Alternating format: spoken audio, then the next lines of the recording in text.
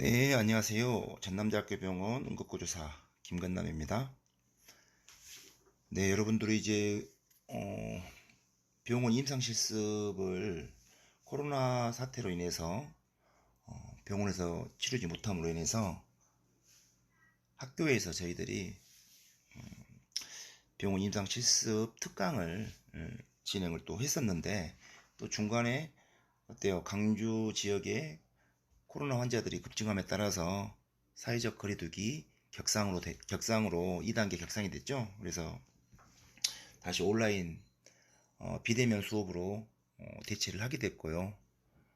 그리고 이제 실습이 다 끝나고 여러분들 이제 한 대 모여서 그동안의 그 임상 실습 대체 특강에 대한 사후 평가 그리고 총평하는 시간을 또 가져야 되는데요.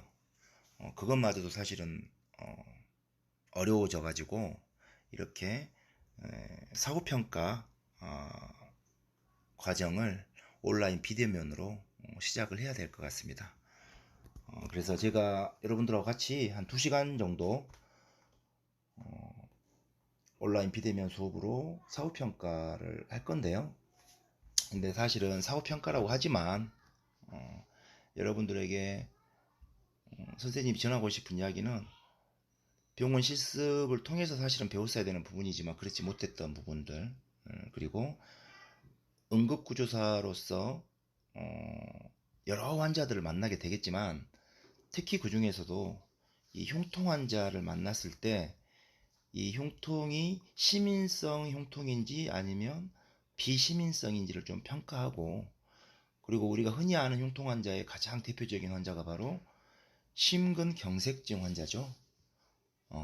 특히나 이제 급성 심근경색, 어큐트 마이오카디악 인팍션 환자를 만났을 때 병원 전 단계 EMS라고 하는 것은 이제 병원 전 단계와 이송 과정, 그리고 응급실, 그리고 그 환자들을 이제 추후 관리할 수 있는 중환자실이라든가 이런 시스템까지 쭉 연계되는 시스템이다 보니까 그 안에서 우리 응급구조사들이 이 환자들을 어떻게 평가하고 또 응급처치를 해야 되는지에 대해서 이 부분을 좀 강조드리고 싶어서 제가 준비를 한 강의입니다. 흉통 환자의 평가 및 응급처치, 지금부터 1시간 정도 살펴볼 거고, 그리고 이제 다음 시간에는 흉통 환자지만 또 좀 약간 더 깊숙이 들어가서 여러분들이 꼭 알아야 되는 부분에 대해서 살펴보도록 하겠습니다. 전반적인 이 환자 평가의 순서를 좀 이해를 하셔야 될 것 같고, 그리고 이 심장에서 기인한 이 시민성 흉통하고 또 비시민성 흉통을 좀 구분할 수 있어야 될 것 같아요. 그리고 여러분들 학부 과정에서 심준도를 배웠겠지만 그 중에서 이제 급성 심근경색에서 이제 이 심준도를 판별하는 방법을 한번 살펴보도록 하겠습니다. 이 부분은 좀 여러분들이 요구도가 좀 있을 것 같아서 제가 준비를 해봤고, 그리고 이 시민성 흉통 환자에 대해서 우리 응급구조사들이 현장에서 할 수 있는 응급처치를 할 수 있다. 그리고 또 구급대원들은 이런 흉통 환자 같은 경우에 또 업무범위에 관련해서 직접 의료 지도를 요청해야 되는 경우가 종종 있거든요. 그래서 이 의료 지도 요청하는 방법이라든가 또 이런 환자들을 병원에 잘 인수인계를 할 수 있는 것들까지 한번 쭉 살펴보도록 하겠습니다. 자, 환자 평가의 전체적인 순서도입니다. 먼저 현장에 도착하기 전에 어떤 정보들을 토대로 해서 사전 평가를 좀 하시고, 그리고 이후에 이제 현장에 접근할 때 현장 안정 등을 파악을 해야겠죠. 그리고 나서 뭐 다들 아시다시피 프리마리 서베이, 세컨더리 서베이, 또 프리마리 서베이 하면서 처치를 같이 하시고 2차 평가가 필요하면 또 2차 평가와 처치를 하시는 순서로 가게 됩니다.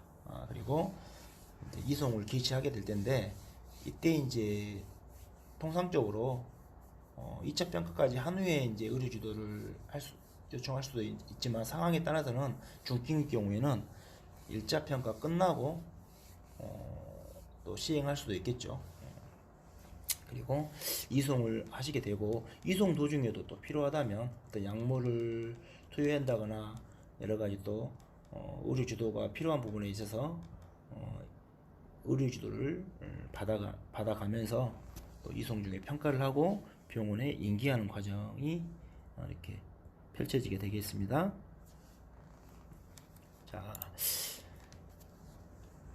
사전평가가 있어요. 사전평가. 일단 현장에 도착하기 전에 일단 어떤 주어진 정보가 있겠죠. 뭐 족보를 받았거나 전화상으로 유무선상으로 정보를 얻은 것을 또 연계해서 이런 손상 기전이라든가 뭐 질병이 있으면 어떤 특정적인 이벤트가 있는지, 그리고 사전에 또 환자 수등을 또 미리 예상하는 것도 하나의 사전 평가가 될 수 있겠네요. 자, 그리고 현장에 도착한 후에는 환자를 보기 전에 일단 현장이 안전한지 먼저 살펴야겠죠. 그리고 이 환자가 어떤 인저리인지 디지즈인지 손상인지 질병인지 또는 추가 지원이 필요한지 이런 것들을 살펴보는 것은 가장 기본적인 절차가 될 것 같습니다. 그리고 나서 이제 1차 평가 프리마리 서베이를 하게 됩니다. 자, 프리마리 서베이 순서는 이런 식으로 가면 될 것 같아요. 먼저 우리가 이제 제너럴 에어피어런스라고 하죠. 전반적으로 일단 환자를 딱 보고 나서 이게 어큐트한지 크로닉한지 먼저 좀 살펴보시고, 그리고 병원 전 단계에서는 우리가 AVPU법으로 일단 의식 수준을 좀 측정해 주시고 A, B, C 순서로 이어지는 것이 가장 전반적인 1차 평가가 될 것 같습니다.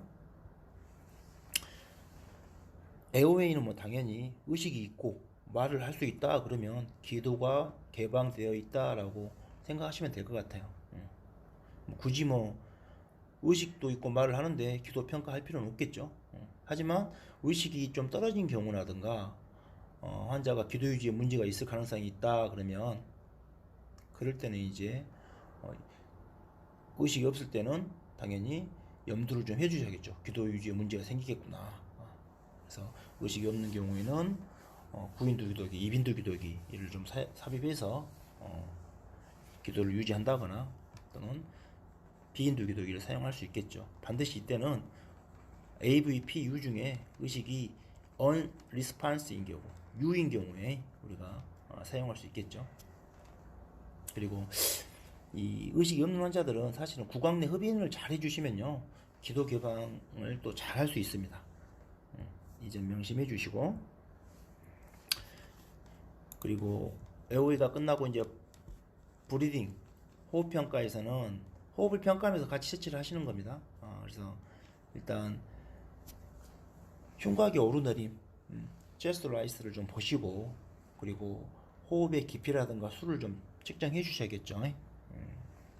그리고 이제 여기서 이제 한 가지 아셔야 될 것은, 성인은 뭐 여러분들 잘 아시다시피 호흡수는 12에서 20회, 분당 12에서 20회겠지만 13세 미만에서는 20에서 분당 20에서 30회가 정상이라는 거, 이거 좀 암기해 둘 필요가 있을 것 같아요. 자, 그리고 만약에 이제 처치를 이제 평가를 해가지고 문제가 있으면 바로 처치를 해 주셔야 됩니다. 만약에 환자가 의식이 있고 호흡도 적절하다 그러면 저농도 산소가 좋아요. 특히 흉통 환자들한테는 너무 막 고농도 산소가 필요 없습니다. 하지만 의식이 없고 호흡에 문제가 있을 때는 이제 고농도 산소로 가셔야겠죠. 그리고 분당 8회 이하의 어떤 느린 호흡 있다 그러면 그때는 반드시 호흡을 보조할 수 있는 수단을 강구하셔야 됩니다. 그리고 의식이 없고 호흡이 없다 그러면 당연히 이제 뭐 구조호흡이라든가 심폐소생술이 필요하겠죠. 자, 그리고 다음은 이제 순환평가인데요. 순환평가에서는 기본적으로 이니셜 어세스먼트에서는 혈압 측정보다는 맥박이 있는지 먼저 살펴보시고, 하트레이트라든가 횟수라든가 맥박의 강도, 세기 이런 것들을 좀 살펴보는 게 좋을 것 같습니다. 자, 여기서 또 기억하실 것은 성인은 당연히 하트레이트가 60에서 100회 사이에 들어와야지 정상이 있겠고, 또 우리가 2세에서 한 10세 정도에서는 하트레이트가 70에서 한 120회 분당 이 정도가 정상이다라는 걸 좀 알고 계시면 될 것 같아요. 그리고 서큘레이션과 관련해 가지고는 맥박도 중요하고 환자의 피부색, 피부 상태, 피부 온도도 중요하다. 그리고 또 제일 손쉽게 할 수 있는 모세혈관, 계충혈 같은 것들도 평가를 해보시는 게 유용할 것 같습니다. 자, 1차 평가가 끝나고 나서 이제 2차 평가를 하시게 될 건데요. 자, 2차 평가에서는 여러분들이 이제 이런 알고리즘대로 따라가시면 될 것 같아요. 먼저 이니셜 어선스먼트를 하고 필요하다면 기도 유지라든가 호흡 관련해 가지고 산소 투여라든가 구조업 같은 그런 처치가 선행돼야 될 것 같고, 이 상태에서 이제 환자가 의식이 정상인지 비정상인지를 좀 살펴보시면 좋을 것 같아요. 그래서 의식이 있다, 정상이다 그러면 바로 병력 청취에 좀 들어가셔야 됩니다. 병력 청취. 그래서 우리가 보통 OPQR-ST, 내과 환자들한테는 우리가 OPQR-ST 같은 것들을 많이 이용하죠. 주호소에 입각한 OPQR-ST, 그 다음에 샘플 병력 청취하시고, 그리고 환자의 치 컴플레인에 집중해서 이 피지컬 이그제미네이션을 좀 해주셔야 됩니다. 그리고 나서 이제 그 후에 바이탈을 좀 측정하시면 될 것 같고, 의식이 안 좋다, 그러면 바로 빠른 전신 신체 검사가 좀 들어가 주셔야 돼요. 그리고 나서 활력 징후를 측정하시고, 혹시라도 이제 옆에 보호자가 있다 그러면 보호자를 통해서 병력을 청취하시고, 샘플 병력을 청취하시는 순서대로 가시면 좋을 것 같습니다. 자, 지금 흉통 환자에 대해 살펴보고 있죠. 그래서 흉통 환자의 현재 병력 청취하는 방법이죠. 치 컴플레인이 뭐 체스트 페인, 뭐 가슴이 아파요. 뭐 어떤 경우는 상복부가 아프다고 할 수도 있거든요. 그래서 그런 주호소들을 잘 확인하시고, 이때 이제 OPQR-ST를 이용해서 여러분들이 병력을 청취하는 게 좋겠죠. O는 온셋이죠. 온셋 타임, 발현 시간, 그리고 P는 프로보케이션, 유발 요인, 그리고 Q는 퀄리티, 양상, 통증의 질, 통증의 양상이라고 표현하죠. 그리고 R은 라디에이션, 방사통을 의미합니다. 방사통. 그러니까 통증이 국소적인지 아니면 퍼져나가는지 살펴보는 거죠. 그리고 S는 시비어리티, 그래가지고 환자의 통증의 경중을 보는, 경중. 그러니까 통증의 강도를 또 보시는 거고요. 그리고 T는 타임, 그래서 통증의 지속 시간을 의미한다. 그래서 OPQR-ST에 맞춰서 문진을 해주시면 좋을 것 같아요. 자, 먼저 환자에게 물어봐야겠죠. 환자분, 어르신 어디가 불편하셔서 신고하셨어요? 그러면 가슴이 아파요 라고 말한다. 이때 뭐예요? 자, 그리고 나서 이제 주소가 이제 체스트 페인. 네. 그러면 OPQR-ST대로 이제 온셋 발현 시간을 물어보셔야 돼요. 어쩌다가 아프기 시작하신 거예요? 언제 아프신 거예요? 언제부터 아파하셨어요? 이렇게 물어보셔야겠죠. 그러면 앉아서 뉴스 보는데 갑자기 아팠다, 이렇게 예를 들어서 이렇게 표현하신다 그러면, 그리고 나서 이제 유발 요인, 프로보케이션, P. 자, 특별히 더 심해질 때가 있습니까? 뭐 기침을 하면 심해진다거나 움직이면 더 아프신가요? 라고 여쭤보는 거죠. 그러면 기침은 안 하는데 가만히 있는 거나 움직이는 거나 별 차이 없이 아프다 라고 하는 거죠. 만약에 기침을 하면서 아프다 그러면 그것은 약간 비시민성일 수 있겠죠. 그리고 환자가 가만히 있어도 아프고 움직이거나 별 차이 없이 아프다 그러면 어때요? 이것은 이제 하나의 스테이블과 언스테이블의 차이가 있는 거예요. 뭐 안자이나인지 아니면 좀 뭔가 간상동맥 증후군 중에서도 안자이나인지 아니면 마이오카디악 인팍션인지 의심해 볼 수 있는 단서가 되는 거죠. 자, 그리고 그 다음에 이제 Q, 퀄리티. 예. 어떤 식으로 아프세요? 그러면 환자가 뭐 답답하기도 하고 가슴을 뭘로 꽉 누르는 것 같다. 자, 이런 표현들을 하십니다. 어떤 경우는 뭐 칼로 도려내는 것 같다. 또 어떤 분들은 뭐 가슴에 고춧가루를 뿌려놓은 것 같다. 뭐 이런 식으로 여러 가지 다양한 표현들이 있겠죠. 이때 이제 콕콕콕 찌르는 양상의 페인은 좀 non-specific, 그러니까 약간 비특이적이다라고 할 수 있고, 이렇게 뭔가 쪼이는 듯한, 누르는 듯한 통증이 사실은 굉장히 무서운 거죠. 자, 그 다음에 레디에이션까지 물어보셔야 돼요. R, 방사통. 어르신, 그러면 어디가 아픈지 손으로 짚어보세요 라고 하고, 자, 그러면 뭐 왼쪽 가슴을 짚은다거나 이렇게 짚겠죠. 거기 말고 또 다른 데도 아프신가요? 라고 물어보셔야 돼요. 이게 이제 방사통을 물어보는 단계입니다. 그러면 여기 왼쪽도 같이 아프고, 여기 목도 아프고, 여기 뭐 여기 팔 어깨 쪽지까지 아파요. 뭐 이런 식으로 이렇게 방사통이 있다고 하면 이런 식으로 좀 표현이 되겠죠. 그러면 레디에이션 페인은 사실은 굉장히 그 의미가 있어요. 심근경색을 시사하는 의미가 굉장히 크죠. 협심증이라든가 이런 통증에서는, 또는 비특이적인 흉통, 뭐 상복부의 문제들, 에피가스트릭 페인 이런 것과는 좀 사뭇 다른 양상인 거죠.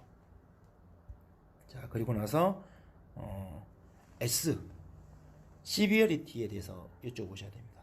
그래서 이제 점수를 좀 물어보셔야 되는데, 통증의 점수를 물어보실 때는 구체적으로 전에 이렇게 아팠던 적이 있으세요? 물어보시고 1에서 10점 중에 몇 점이나 되시는 것 같아요? 이렇게 물어보셔야 돼요. 보통 우리가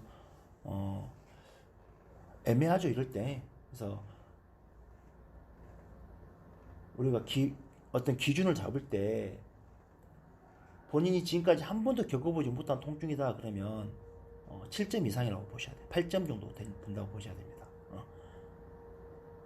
우리가 임산부가 아이를 출산할 때 겪는 통증이 한 7점 된다고 그래요. 7점 정도. 그리고 만성 췌장염이라든가 또는 요로결석 환자들이 겪는 통증이 8점 정도 돼요. 8점 정도. 그리고 정말 말기 암 환자들이 극심한 통증, 췌장암이라든가 이런 환자분들이 말도 못할 정도로, 정말 입도 이렇게 뻥긋 못할 정도로, 소리를 못 낼 정도로 아픈 경우가 9점 이상. 그러니까 본인이 지금까지 겪어보지 못한 통증이다 그러면 7점 이상, 8점이라고 생각하시면 됩니다. 자, 1에서 10점 중에 몇 점 정도 되세요? 이렇게 아프신 적이 처음이세요? 물어보시고, 이렇게 아픈 게 처음이에요. 그러면 한 7점 정도 된다라고 생각하시면, 7점 이상이다 이렇게 생각하시는 것이 좋을 것 같습니다. 이 점수를 물어보는 이유는, 지금 점수와 나중에 이제 통증을 완화하기 위해서 뭐 산소가 투여되고, 또는 NTG 같은 약들이 들어갔을 때 이게 subside 되는, 그러니까 통증이 좀 진정되는 것들을 팔로우하기 위해서 반드시 물어보셔야 됩니다. 그래서 나중에 의료지도 받고 또 이렇게 보고할 때도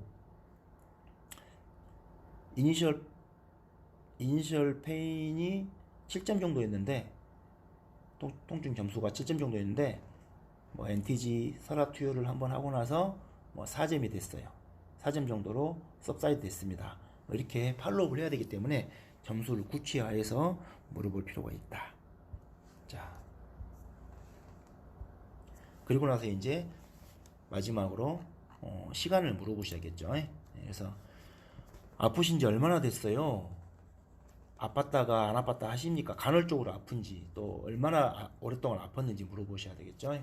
그러면 환자분이 여러 가지 답변이 있겠죠. 뭐 며칠 됐다, 한 3일 전부터 계속 아팠다, 안 아팠다 한다. 그러면 여러분들은 이게 어큐트 코로나리 신드롬이라고 생각하기는 좀 그렇죠. 그런데 얼마나 됐어요? 그랬더니 한 20분 정도 됐고 계속 아프다.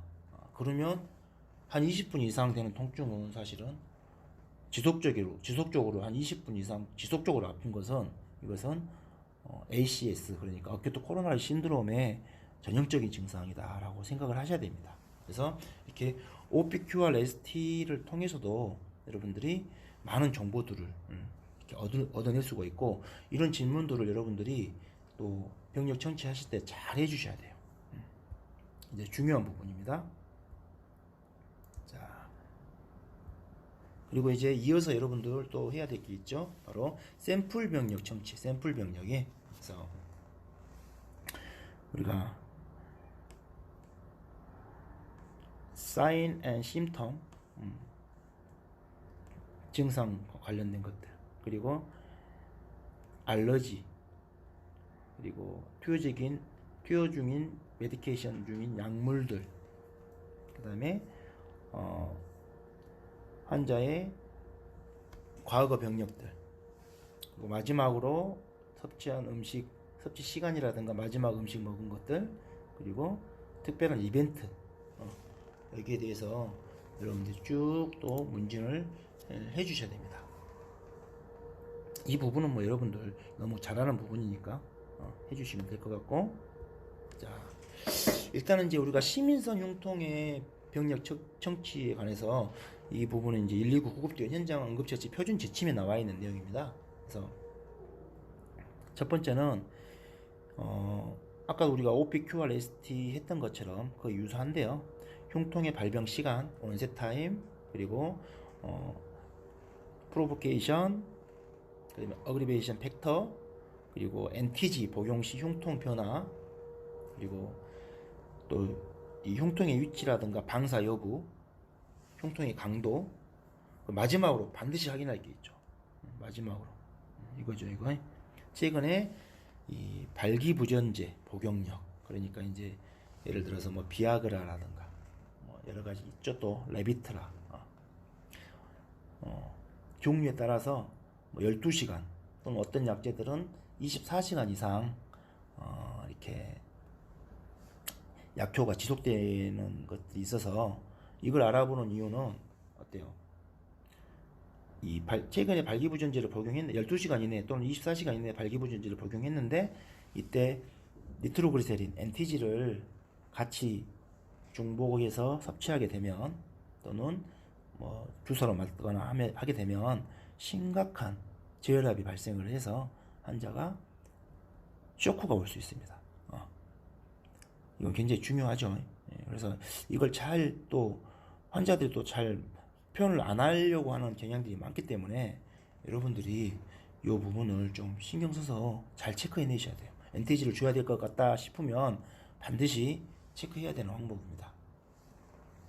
자, 그리고 아스피린에 대한 알러지가 있는지도 꼭 확인을 해 주시면 좋겠습니다. 자, 그리고 여러분들이 참고로 좀 알아둬야 될 게 시민성 흉통, 그러니까 심장에 문제가 돼서 생기는 흉통들 특징들이 좀 있어요. 첫 번째는 통증이 우리 스터넘, 흉골의 뒤쪽 부위에서 발생한다. 흉골의 뒤쪽 부위에서 좀 많이 발생한다. 느끼기에 좀 흉골의 앞쪽이나 피부라든가 이렇게 또 아니면 아래쪽이라든가 이런 데서 발생하는 것보다는 흉골의 뒤쪽 부위에서 발생한다는 거. 그리고 통증 양상이 날카롭거나 콕콕 찌르는 양상은 아니에요. 그런 양상은 약간 비특이적인 거고, 뭔가 쥐어짜고 꽉 눌리는 듯한 묵직한 통증이 시민성 흉통의 특징이다. 그리고 방사통이 나타나죠. 목이라든가 왼쪽 발로 이렇게 어깨까지 병변의 위치에 따라서 다양하게 나타날 수가 있어요. 그리고 또 하나 중요한 건데, 환자가 숨을 쉬는 호흡에 따라서 통증의 차이가 없습니다. 여러분들 꼭 숨 쉴 때마다 이렇게 탁탁 맞히는 것처럼 숨 쉴 때 아프고 또 포지션 변경에 따라서 또 이렇게 통증의 차이가 발생한다 그러면 그것 또한 비특이적인 증상이다라고 생각하시면 돼요. 자, 그리고 우리가 보통 안자이나 팩토리스 그래서 이제 협심증 있죠. 예. 협심증 같은 경우에는 주로 우리가 운동할 때 통증이 유발되는 것이 있죠. 그리고 좀 쉬면 완화되고. 예. 하지만 우리가 불안정인 협심증, 예전에는 우리가 스테이블 안자이나 언스테이블 안자이나 이렇게 나눴는데요. 지금은 그렇게 나누지 않죠. 지금 어떻게 나눕니까?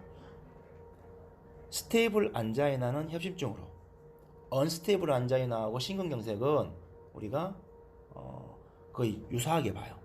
그래서 스테미, non-STEMI. 스테미는 ST elevation myocardial infarction.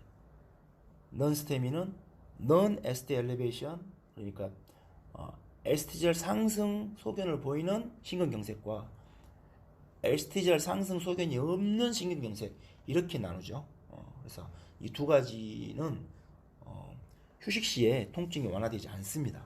그러니까 이 시민성 흉통의 특징들을 여러분들이 좀 알고 계시면 도움이 될 것 같고, 자, 만약에 비시민성 흉통이다 그러면 원인이 있겠죠. 원인이, 비시민성 흉통의 원인은 바로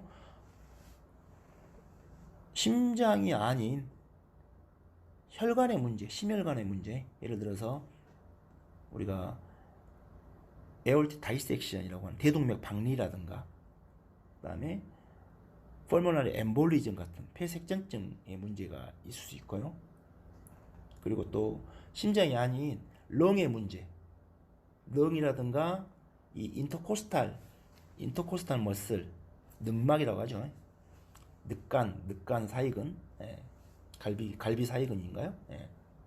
그래서 뉴모니아가 심할 때라든가 또는 이 늑막염, 그 다음에 흉곽에 이렇게 농이 차 있는 농흉 또는 기흉, 탈장 같은 경우에도 흉통이 나타날 수 있지만 비시민성이다. 그리고 에피가스트릭 페인에 또 많은 증상을 보이는 위장관계 보이는 위궤양, 그 다음에 췌장염, 또 역류성 식도염 가장 많죠. 역류성 식도염, 또 식도의 또 어떤 파열, 이런 것들 때문에 생기는 통증이 흉통하고 또 유사하게 또 느껴질 수가 있어요. 그리고 근골격계 관련해 가지고 늑골이라든가 연골에 염증이 생긴 경우, 이렇게 막 요즘에 막 무리해서 막 운동하다가 웨이트 헬스클럽에서 막 무거운 거 들다 보면 이렇게 발생할 수 있습니다. 그리고 피부에 관련돼서도 이 대상포진 같은 게 있으면요 흉통으로 오인될 수 충분히 있습니다. 그리고 늑골 골절이 있거나 그래도 마찬가지겠죠.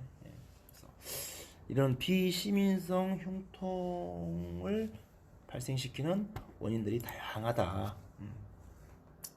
자, 그래서 대동맥 박리는 여러분도 에어틱 다이섹션 뭐 많이 하실 거예요. 굉장히 찢어지는 듯한 통증이죠. 찢어지는 통증. 그리고 등 쪽 백페인을 많이 호소하십니다. 등 쪽으로 많이 방사되고, 이 경우에는 이제 사지에서 혈압이 차이가 발생하기 때문에 에어틱 다이섹션 같은 경우는 양쪽 팔에서 양쪽 혈압도 재봐야 되지만 필요한 경우는 또 양쪽 사지 다 재봐야 될 필요가 있습니다. 우리가 흔히 스탠포드 분류 그래가지고 타입 A, 타입 B가 있죠. 그래서 타입 A는 이런 식으로 심장 에올타의 심장과 가까운 쪽 프록시말 쪽부터 어센딩부터 먹기 시작해가지고 이렇게 다 먹은 것을 우리가 다 먹은 것과 그리고 이 에올타 아치 부분에서 어센딩만 먹은 것, 아무튼 심장의 프록시말 쪽에서 생기는 기인한 이 애뉴리즘이라든가 다이섹션을 우리가 스탠포드 A라고 하고요. 그리고 스탠포드 B는 심장에서 디스탈 쪽, 원위부 쪽, 약간 먼 쪽에서, 그러니까 어센딩이 아니라 디센딩 쪽에서 발생한 경우죠. 이런 경우를 우리가 스탠포드 B라고 한다. 참고로 알고 계시고, 자, 가장 많이 호소하는 게 또 역류성 식도염 환자들이죠. 증상은 타는 듯한 통증, 그리고 또 신물이 넘어가는 것처럼 막 뜨거운 자결감이라고 하죠, 우리가. 자결감. 또 자세에 따라서 좀 이렇게 통증의 양상이 많이 달라집니다. 누워있을 때 더 악화되기도 하고. 자, 그래서 식도에 염증이 있을 때, 이 위산이 역류되면서 식도에 염증이 생기는 경우에 많이 발생하고요. 또 비특이적인 경우로 또 기흉이 있는 경우에도 많이 발생합니다. 흉통이 갑자기 발생한 날카롭고 찌르는 듯한 통증. 심인성 통증은 쥐어짜고 누르는 듯한 통증이고, 폐와 관련돼서 통증이라든가 이런 통증은 대부분 찌르는 듯한 통증이 많이 발생해요. 당연히 디스미아라든가 이런 호흡곤란이나 호흡이 감소되어 있을 것 같고요. 기흉이야 여러분들 너무 잘 아시니까, 이렇게 엑스레이 사진 보시면 이쪽에 렁이 지금 이만큼 쪼그라져 있고, 이게 지금 공기가 많이 차 있죠. 이게 차 있으면서 어때요? 양이 좀 많다 보니까 이쪽으로 좀 메디아스툼이 좀 이쪽으로 좀 밀렸어요. 밀려가지고 심장도 좀 밀려 있고, 안쪽에 이 메디아스툼에 있는 트라케라든가 소파거스도 살짝 밀려 있는 소견이 보이고, CT를 찍어보면 이런 식으로 폐가 이렇게 찌그러져 있죠. 이게 시커멓게 보이는 곳이 다 공기입니다, 공기. 그리고 이쪽에 보면 이거 뭐예요? 이게 엠피세마.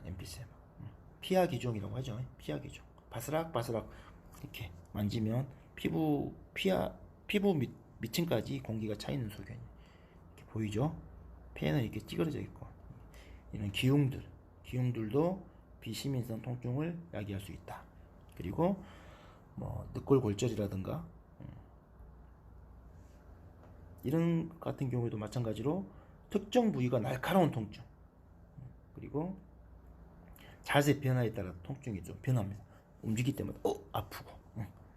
그래서 감별을 좀 해내시면 좋을 것 같습니다. 자, 여기까지 하고 잠깐 쉬었다가 2교시 시작하도록 하겠습니다. 네, 비대면 강의 7주차 2교시 흉통환자 평가 및 처치 이어서 시작하도록 하겠습니다. 자, 그러면 이런 흉통환자를 만났을 때 먼저 첫 번째는 우리가 치컨플랜에 집중해가지고 신체 검진을 좀 해주시라고 그랬죠. 그래서 첫 번째는 멘탈 의식이 있는지 없는지 보시고요. 그리고 기본적으로 환자가 흉통이 있으면 디스미아도 같이 호소하시기 때문에 산소포화도 측정도 중요합니다. 어차피 심근경색이라든가 코로나리 아테리 어떤 문제는 산소 결핍에 의해서 생기는 거기 때문에 산소포화도 측정이 굉장히 중요할 것 같고, 바이탈 사인 체크하시고요.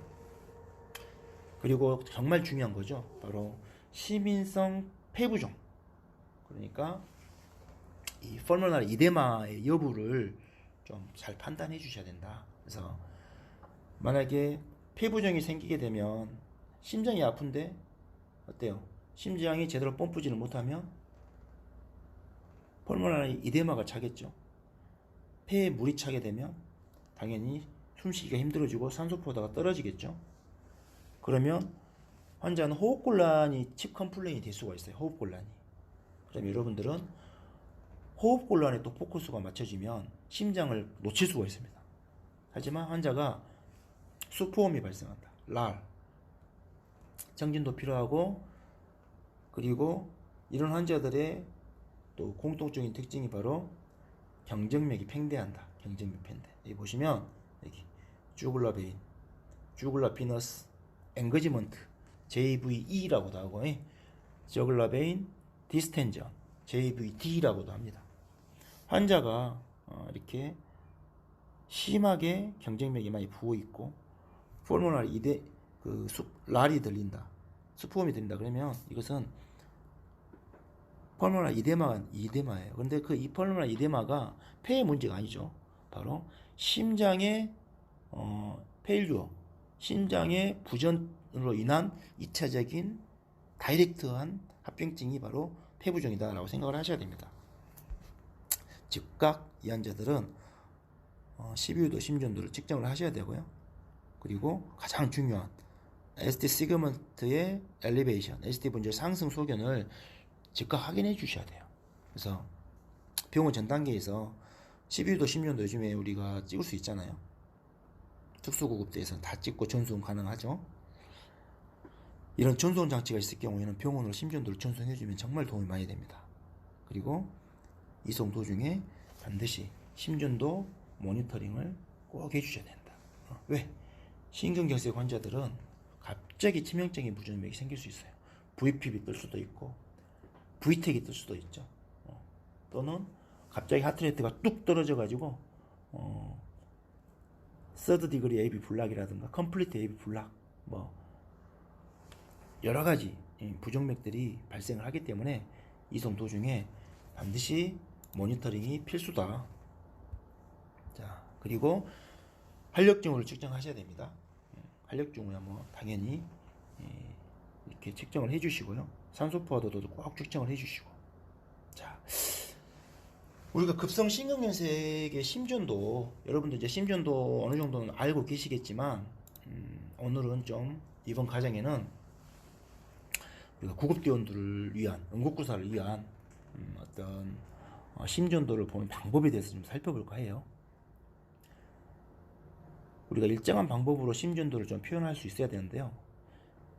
실제 현장에서 이 방법을 사용하면 의료주도 의사에게도 심전도 표현하기가 훨씬 수월해집니다. 규맥 PPQT 많이 들어보셨죠? 규맥 PPQT 6가지 순서로 리듬을 읽는 훈련들을 좀 많이 하셔야 돼요. 반복적으로. 원래는 우리가 이제 병원 전 단계에서는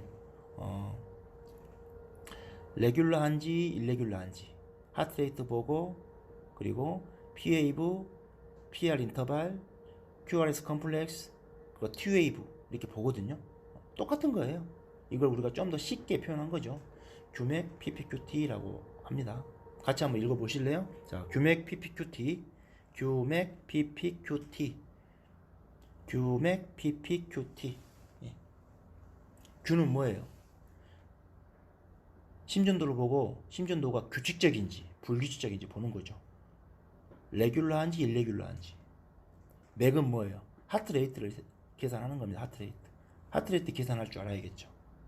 P는 피파, P웨이브가 있는지 P웨이브의 유무를 보는 거예요. 유무.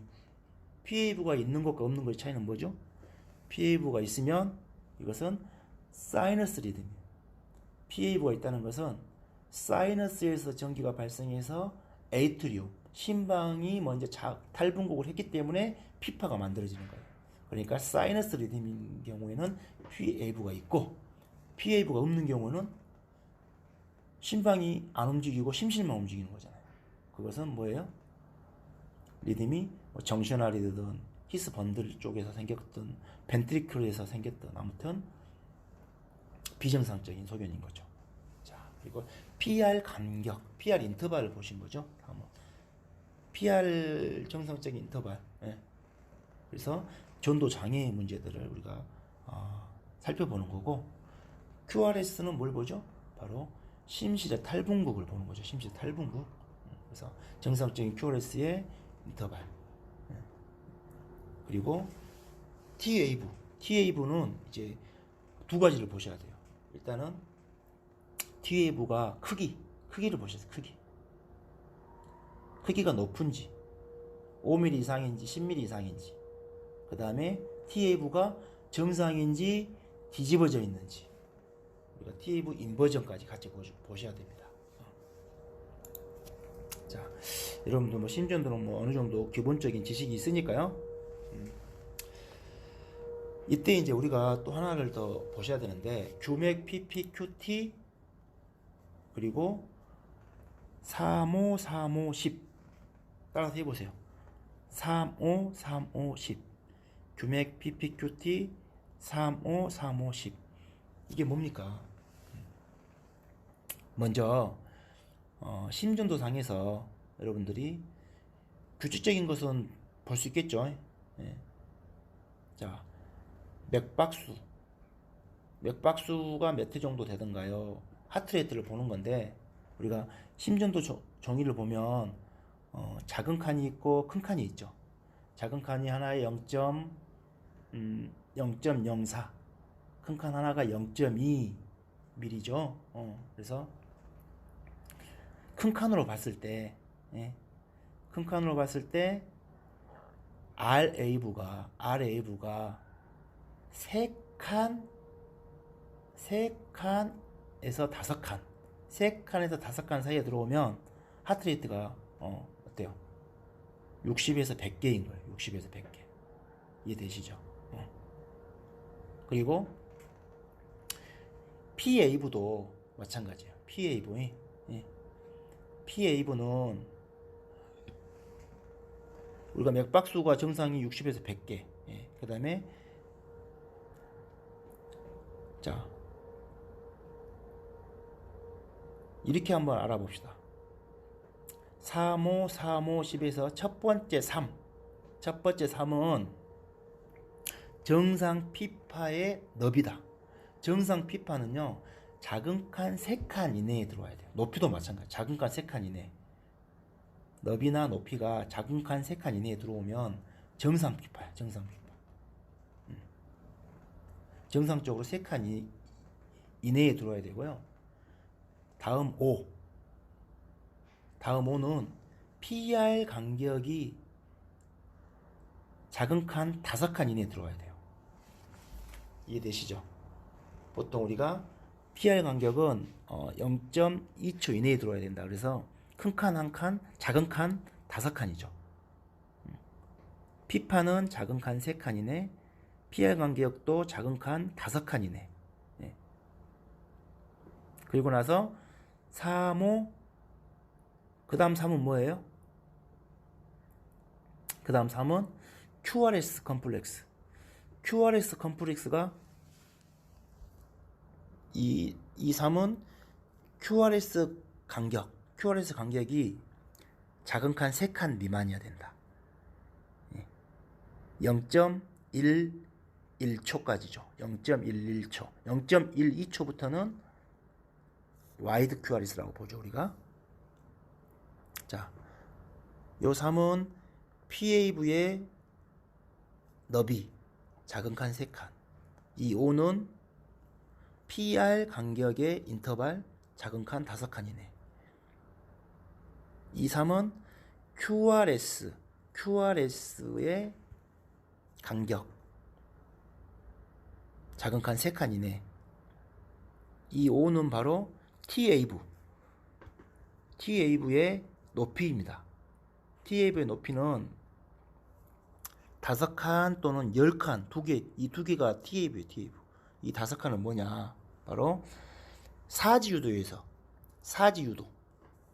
우리가 림프리드라고 하죠, 림프리드. 우리가 보통 리드 1, 2, 3 이렇게 보는 사지유도에서는 5칸. 그리고 AVR, AVF. 거기서는 높이가 5칸. 흉부유도에서는 10칸. 이걸 정상으로 봅니다. 이해되시죠? 그래서 규맥 PPQT를 보고 이것을 35, 35, 10으로 조용해서 여러분들이 볼 수 있다. 자, 규칙적이던가요? 네, 규칙적입니다. 규칙적입니다. 불규칙적입니다. 아셔야 되고, 하트레이트는 몇 주 정도 된가요? 하트레이트 계산하셔야 돼요. 이때 하트레이트 계산할 때 우리가 300, 150, 100, 75, 60, 50 방법 쓸 수도 있고, 그리고 뭐 12유도 심전도에서 A4지 한 장에 그 25mm/s 속도로 나오는 정상적인 그 심전도다 그러면 우리가 길게 리듬 스트립으로 쭉 나오는 리드의 알파를 세 가지고 아시죠? 10초 동안에 몇 번 뛰었는지 보고 곱하기 6을 해주는 방법도 있겠죠. 그리고 정상적인 맥박을 할 때도 우리가 3, 5를 활용할 수 있어요. 3, 5. 3칸에서 5칸 사이, 큰 칸 3칸에서 5칸 사이면 60에서 100개 사이에 들어온다라고 알 수 있습니다. PAV는 너비 작은 칸 3칸, PR 간격은 작은 칸 5칸, QRS도 작은 칸 3칸, TAV는 림브 리드 5칸, 체스트 리드 10칸 이내로 들어오는 것이 정상이다. 자, 이게 이제 심전도입니다. 자, P, Q, R, S, T 이렇게 나오죠. 자, 여기서 보면 PR 인터벌은요. PR 인터벌. 우리가 PR 인터벌은 5칸 이내에 들어야 된다겠죠. 피파가 시작하는 전부터 피파를 포함해서 이 Q파가 나오기 전까지를 우리가 PR 인터벌이라고 해요. 심방이 뛰고 심실이 탈분국 하기 전까지를 보는 거죠. 이게 0.2초니까 작은 칸 5칸. 그리고 피파는 이 너비가 작은 칸 3칸이네. 그렇죠? 자, 그리고 이 피파가 끝나는 지점과 Q파가 시작되는 점을 이은 선을 이 세그먼트 이런 데를 우리가 세그먼트라고 합니다. 이 세그먼트 PR 세그먼트 절이라고 하죠. 절. PR 절.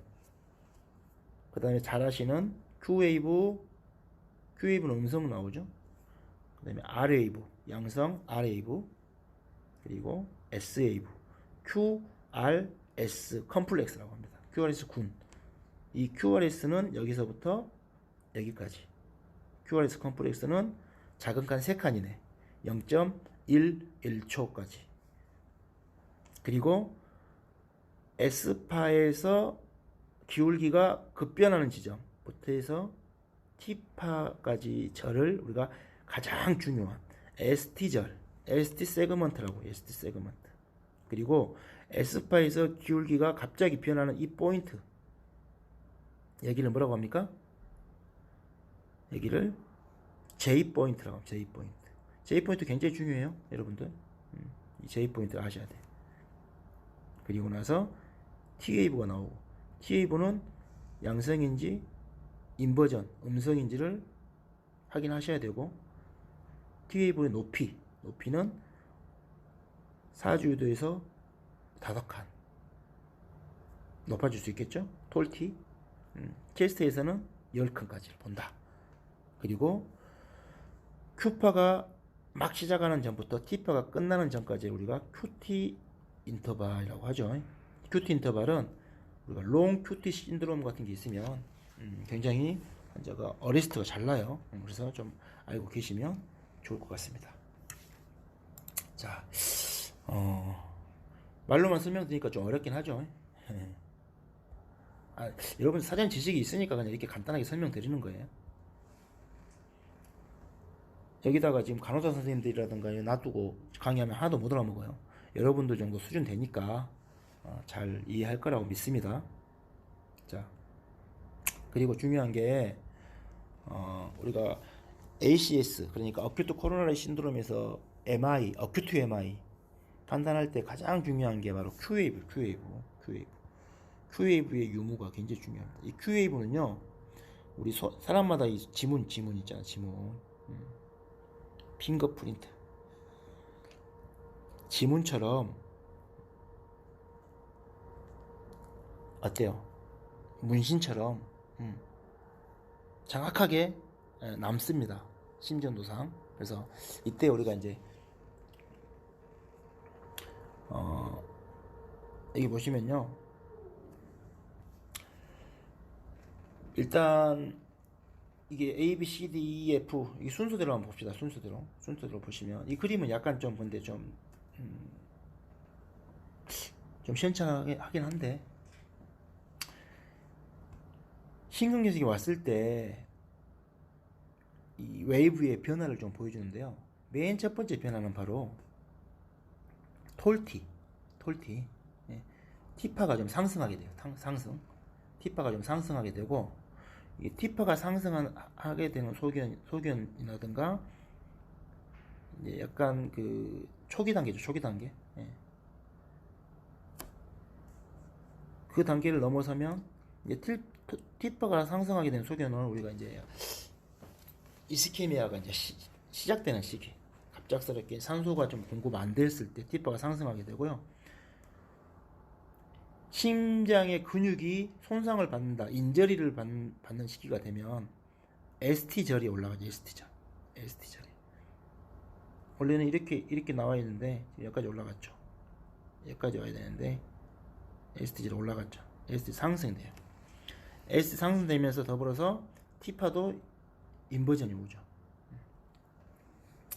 인저리 단계, 손상 단계. 어큐트 MI에서 ST절 상승은 지금 막 손상이 진행되고 있는 거예요. 이게 시간이 좀 지나면 어때요? Q파가 나옵니다. Q파. 그리고 이제 패솔로지 Q 또는 시그니피컨트 Q, 그래가지고 의미 있는 Q, 병리적 Q파라고 합니다. 너무 작아요 이거는. 사실은 이 의미 있는 Q파는 알파의 3분의 1 이상, 내가 얘기했죠. 사진이 좀 안 좋은데 Q파가 보이기 시작하는 거예요. 이 정도 Q파는 다 보여요. 하지만 병적인 Q파, 의미가 있는 Q파들은, Q파는 뭐냐? 바로 경색을 의미합니다. 경색이 뭐예요? 썩었다는 말이죠. 괴사됐다. 심장 근육이 이제 손상 당하다가 이제 썩어버린 거죠. 괴사가 오면 그쪽으로는 전기가 안 통해요. 그래서 Q파가 생기는 거예요. Q파. 이 한 번 생긴 Q파는 절대 안 없어집니다. 계속 Q파가 생길 거예요. 남아있을 거예요. 그리고 ST 엘리베이션도 같이 올 수 있죠. 그래서 시간이 지나면 이제 Q파는 그대로 지속되고 ST절은 다시 하강하게 됩니다. 이게 이제 MI의 이 MI의 진행 순서다라고 생각하시면 될 것 같아요. 자, 그러면 ST 엘리베이션을 우리가 어떻게 판단할 것인가? 이걸 한번 살펴봅시다. ST 엘리베이션은 우리가 이 기준점과 기준선을 좀 아셔야 돼요. 기준점과 기준선. 우리가 이제 정상적인 심전도예요. 그러면 여기 보시면 이 T파 끝하고 P파의 시작점, 이 시그먼트 있죠. 이 TP 분절이라고, TP 분절, TP 시그먼트. 이 TP 시그먼트를 연결한 선이 베이스 라인, 기준선이 됩니다. 기준선. 여기에서 이제 올라갔는지 안 올라갔는지 보는 거예요. 엘리베이션이 있다. ST절 상승 소견이 있다. 그러면 TP 포인트를 연결한 이 기준선들을 쭉 연결했을 때 이 기준선에서 ST절이 올라갔죠. 1mm 이상만 올라가도 ST절 상승이. 이제 연관된 리드에서 두 개 연속으로 올라가면 이제 소견이 중요하죠. 그리고 이 기준선에서 베이스 라인에서 ST절이 하강할 수 있어. 하강. 이건 하강이겠죠. 하강. 이것을 우리가 ST 디프레이션이라고 합니다. 그러면 ST절의 기준점은 뭐냐? 바로 J포인트. 기준점은 J포인트. J포인트가 어디였어요? Q, R, S파가 기울기가 변하는 점. S포인트. 여기가 되겠죠? 여기를 우리가 J포인트로, J포인트. 기준점을 아셔야 되고, 기준선은 이 TP 분절을 연결하는 선을 우리가 기준선이라고 한다. 이렇게 이해를 하셔야 됩니다. 자, 그러면 ST 분절 상승은 이게 심전도 용지에서 지금 T, P, QR, ST절이 지금 어때요? 기준선에서 올라갔죠. 여기서 바로 그냥 어디서 질 것이냐? 여기서부터 여기를 질 것이냐? 여기서 여기를 질 것이냐, 어디를 재야 될까요? 바로 이 J 포인트 중요하죠.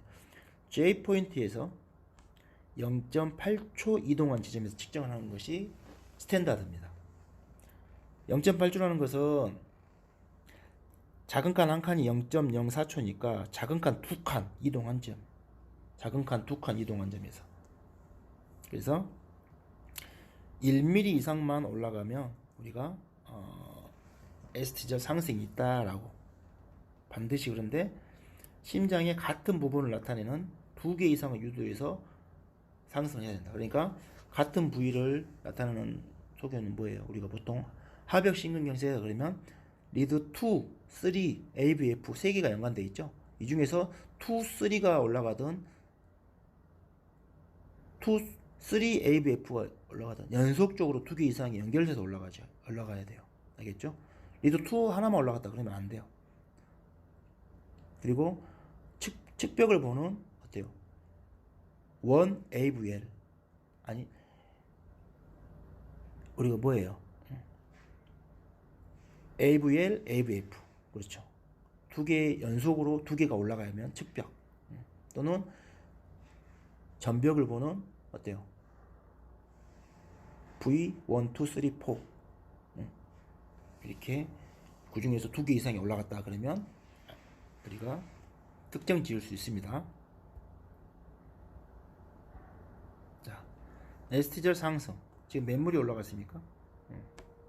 기준선은 여기고 J 포인트는 여기고 여기에서 두 칸 이동해서 이 점을 보내겠네요. 그러면 어때요?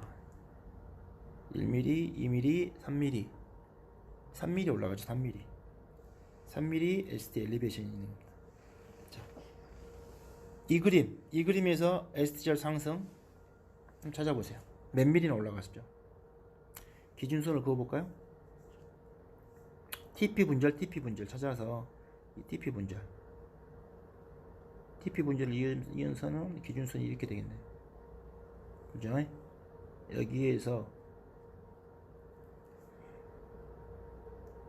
J 포인트에서 한 칸, 두 칸, 0.8mm 각. 여기에서 이렇게 1mm, 2mm, 3mm 올라갔어. 3mm. 그죠? 얘도 마찬가지. 기준선을 그으면 J 포인트에서 하나, 둘, 여기서 지는 거예요. 여기서 지는 게 아니라 여기서. 기준선에서 1mm, 2mm, 3mm. 이 환자도 3mm ST 엘리베이션이 있다라고 읽을 수 있을 것 같습니다. 자, 그리고 티파 같은 경우에 는 정상적으로 이제 여기 봐보세요. 티파는 심실을 재분국할 때 나타나죠. 티파가. 예. 정상적인 티파다 그러면 림프 리드인 사주유도에서는 5mm 미만으로 나타날 겁니다. 그리고 프리코디알 리드, 우리가 체스트 리드라고 하죠. 저는 10mm 미만으로 나오는 게 정상이다. 한 칸이 1mm예요. 작은 칸 하나가 1mm고요.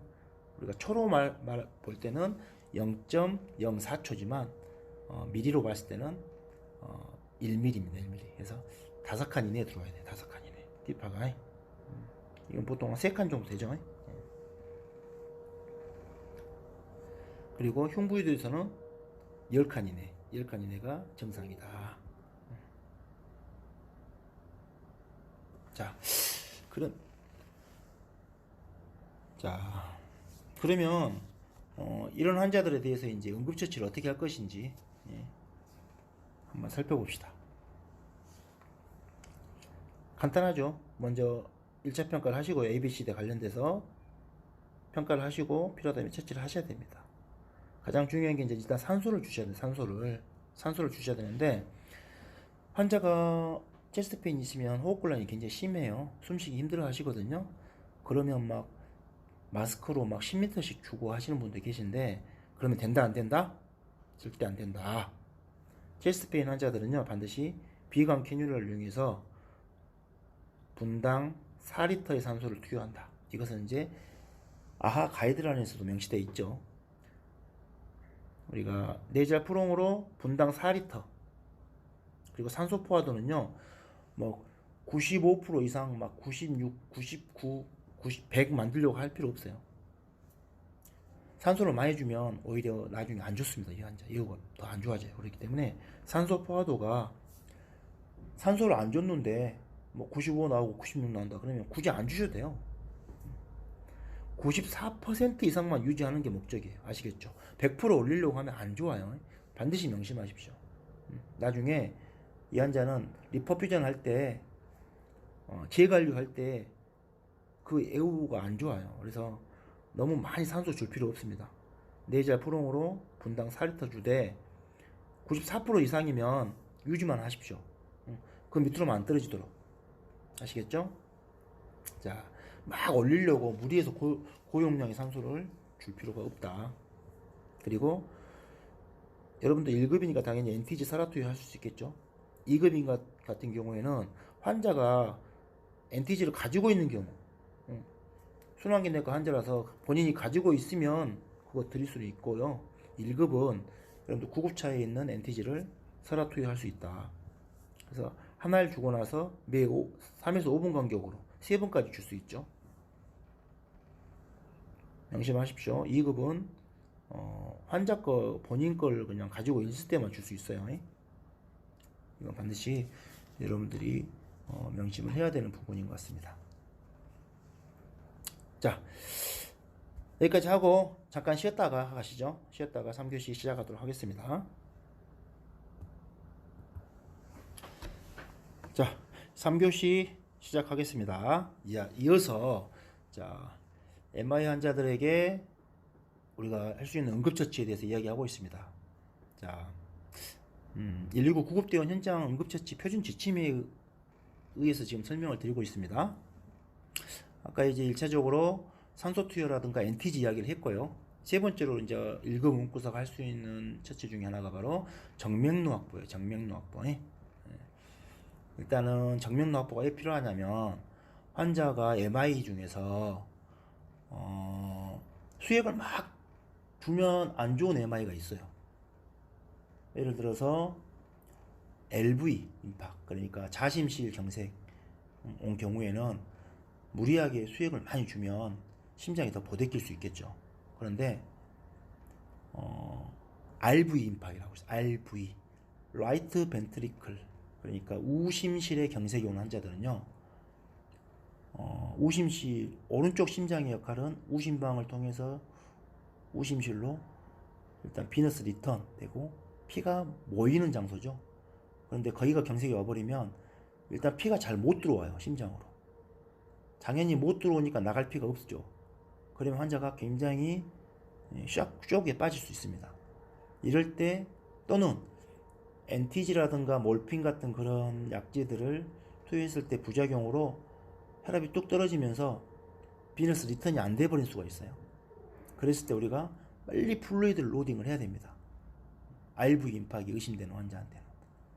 이건 좀 어려운 부분이긴 한데, 그래서 정맥류 확보가 굉장히 필요하다. 그리고 MI 환자들은 언제 갑자기 VP 버레스트, 펄스 리스 V텍, 막 여러 심정지가 올 수 있어요. 그러면 당연히 CP 순수를 하면서 우리가 ACLS를 해야 되기 때문에 정맥류 확보가 굉장히 필요하죠. 그러더라도 현장에서 라인 잡는다고 너무 시간을 오래 지체하시면 안 되겠죠. 외상 환자도 그렇고 이런 심근경색 환자도 마찬가지입니다. 현장에서는 맥시멈 2번 정도까지만 시행하고 실패하면 그냥 이송하세요. 필요하다면 구급차 내에서 잡으시고, 그리고 NTG를 투여 후에 갑자기 저혈압이 발생했다. 특히나 이제 외국 같은 경우는 몰핀도 줄 수 있거든요. 몰핀 같은 거 줬을 때 또 저혈압이 발생했다. 그러면 의료주들을 통해서 생리식염수 500ml 정도를 빨리 로딩을 해야 될 필요가 있다. 그리고 환자가 폐부종이 엄청 심하다. 1급인 경우에는 환자가 호흡곤란을 너무 호소한다. 그리고 산소 포화도가 94% 미만이다.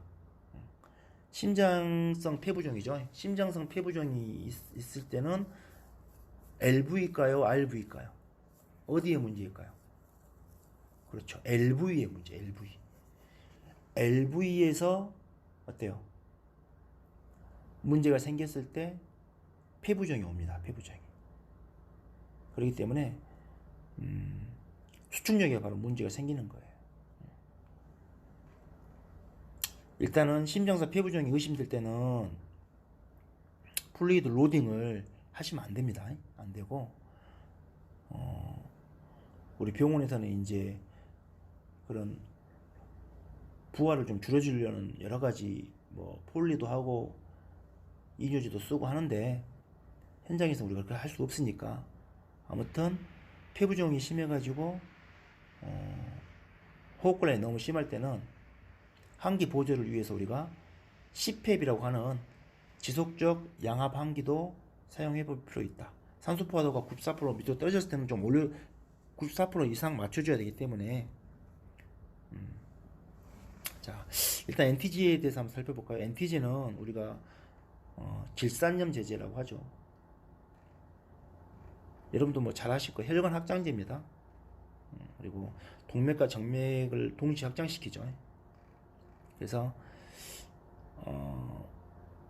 간상동맥을 조금 확장시키긴 하지만 그 효과보다도 NTG 같은 경우에는 우리 정맥을 확장을 많이 시키, 특히 말초정맥 많이 확장을 시킵니다. 그래서 심장의 부하를 감소시켜줘요. 왜냐? 우리가 심장이 펌프질을 하려고 힘을 딱 주는데 저항이 심한 혈관들이 빵빵하면 좁아져 있으면 저항이 굉장히 안 그래도 산소가 부족해서 심장이 힘든데 더 힘들거든요. 그럴 때 NTG를 딱 먹으면 말초 정맥들이 확 이완해요. 그러면 어때요? 혈관의 압력들이 좀 많이 빠지죠. 그러면 심장이 쥐어짤 때 힘이 덜 들어요. 그걸 우리가 산소 요구량이 감소된다라고 표현합니다. 그러면서 통증이 심장이 갑자기 일이 편해지니까 산소를 덜 쓰게 되고 통증이 싹 사라지죠. 그런데 이제 이것은 협심증 때 특효약이죠. NTG는 협심증 때 신경정색으로 인한 통증, 심장 근육이 썩으면서 나오는 이런 통증에는 NTG는 안 들어요. NTG가 먹히겠어요. 하지만 조금 도움은 되겠지만 오히려 RV 임파기 때는 NTG를 주게 되면 부작용이 더 심해질 수 있거든요. 아무튼 그래서 하지만 NTG가 심장 동맥도 확장을 시키기 때문에 그 부분에서는 좀 도움이 됩니다. 그래서 협심증 치료에 아주 좋아요. 협심증 치료에 NTG는 NTG를 주는데 갑자기 확 좋아진다 그러면 MI 아닐 수 있어요. NTG를 줬는데도 불구하고 계속 아프다 그러면 심근경색을 확진할 수도 있습니다. 진짜로 그 정도로. 자, 그리고 우려성 심부전이 있을 때도 NTG를 주게 되면 부하가 많이 떨어져서 전부하를 많이 감소시켜주기 때문에 심장이 어때요? 힘이 덜 들게 돼서 확실하게 도움이 된다. NTG. 자, 그리고 근기증 있죠. 근기증은 NTG 감염 반응이 있는 환자들이 간혹 있고요. 또 녹내장 환자들한테는 좀 안 됩니다. 녹내장 환자들한테. 그리고 외상이 있거나 출혈이 있거나 중증의 빈혈이 있어도 안 돼요. 자, 그리고 부작용도 좀 있죠. 혈압을 갑자기 떨어뜨릴 수도 있고 홍조라든가 심계항진 이런 것들이 생길 수 있습니다. 그리고 뭐 기타 등등 소화기계 관련되어 구역구토도 생길 수 있고요. 자, 주의사항이 있어요. 반드시 이제 이건 아셔야 됩니다. 다음의 경우에는 절대 투여해서는 안 된다. 첫 번째, 혈압이 90mm mercury 이하일 때, 수축기 혈압이 일단 저혈압 환자한테는 안 돼요. 그리고 증상이 있는 섬액 환자한테도 안 돼요. 하트레이트가 분당 50배 미만의 섬액 있는 환자한테도 NTG 투여는 안 됩니다. 그리고 소두에 말씀드렸던 최근 24시간 이내라든가 비아그라, 시알리스, 레비트라 같은 그런 약, 발기부전 치료제를 복용했을 때, 특히나 시알리스 같은 경우는 이틀 동안 지속되기 때문에 48시간 이내에 했을 때도 중복 투여하게 되면 급속도로 저혈압에 빠질 수 있다. 그리고 NTG를 투여 후에 혈압을 재봤더니 수축기 혈압이 20이나 감소했다. 그러면 추가 투여는 금지다. 이렇게 생각하시면 됩니다. NTG 주의사항은 이거 굉장히 중요한 사항이니까 여러분들이 반드시 알고 계셔야 될 것 같고요.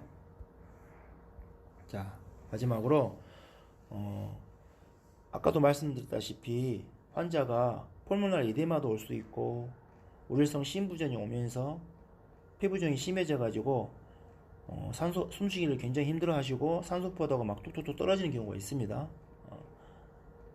그런 경우에는 여러분들이 지속적 양압 환기라고 해서 CPAP 아실 거예요 아마. 우리가 마스크처럼 됐죠. 마스크처럼 생긴 벤틸레이터라고 생각하시면 됩니다. 5에서 10cm H2O 정도의 핍을 걸어줄 수가 있어요. 그래서 강제로 좀 밀어 넣을 수가 있죠. 그리고 환자가 숨을 쉴 때 한 발짝 더 집어넣어주는 역할을 하는 거예요. 핍이라는 것은. 네. 그래서 데드 스페이스를 훨씬 더 잘 통과하고 알베오라까지 충분히 도달될 수 있도록 우리가 힘을 밀어넣어주는 역할을 하는 것을 우리가 핍이라고 하는데요. 하지만 이 CPAP, 그러니까 지속적 양압 환기의 금기증도 좀 알아두시면 좋을 것 같습니다. 첫 번째는 자바로비 완전히 없을 때는 이걸 한번 하시면 안 돼요. 이것은 환자가 숨을 쉬는데 도와주는 거예요. 아시겠죠? 그런데 자바로비 없다 그러면 뭐 해야 돼요? 양압 환기를 하고 전문 기도유지를 하거나 아니면 빼빼로 마스크로 벤틸레이션 하셔야겠죠. 양압 벤틸레이션. 그러겠죠?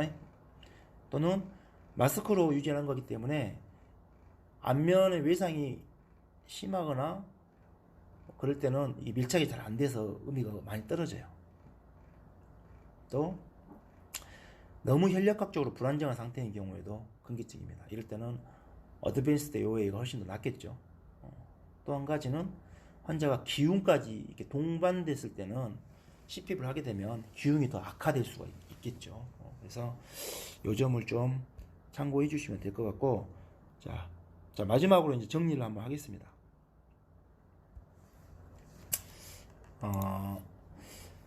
일단은 환자의 생체 징후를 빨리 파악을 하시고요. 생체 징후를 빨리 파악을 하시고, 죄송합니다. 생체 징후를 파악하시고 산소 포화도도 빨리 측정하시고, 산소 포화도는 반드시 94% 이상 유지한다. 하지만 너무 고용량의 산소를 막 줘가지고 더 올릴 필요까지는 없다.